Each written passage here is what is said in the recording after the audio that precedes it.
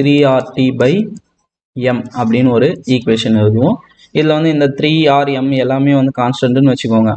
இதெல்லாம் கான்ஸ்டன்ட் எடுத்தீங்கன்னா இதை வந்து நம்ம என்னென்ன ஈக்குவல் டு கான்ஸ்டன்ட்டை வெளியே எடுத்துட்டிங்கன்னா இதை டைரக்ட்லி ப்ரொபோர்ஷனலாக மாற்றிடலாம். 3RM எல்லாமே வந்து பார்த்தீங்கன்னா ஈக்குவலு T. இதுவே சப்போஸ் M வந்து எந்த அன்னோன் கேஸ் எடுக்கிறோம் அப்படின்னா T/m நம்ம எழுதலாம். கரெக்டாக? ஸோ 3ம் Rம் constant. So average velocity is directly proportional to T/m with respect to square root.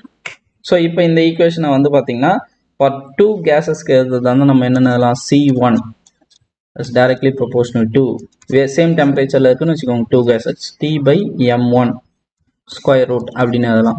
இப்போ C2 என்னென்னு எழுதலாம்? ரெண்டாவது கேஸ் அதே டெம்பரேச்சரில் வச்சுருந்தோன்னு வச்சுக்கோங்க T/m2 ஸ்கொயர் ரூட் அப்படின்னு எழுதலாம். ஸோ ரெண்டு கேஸும் வேறு வேறு ஒரே டெம்பரேச்சரில்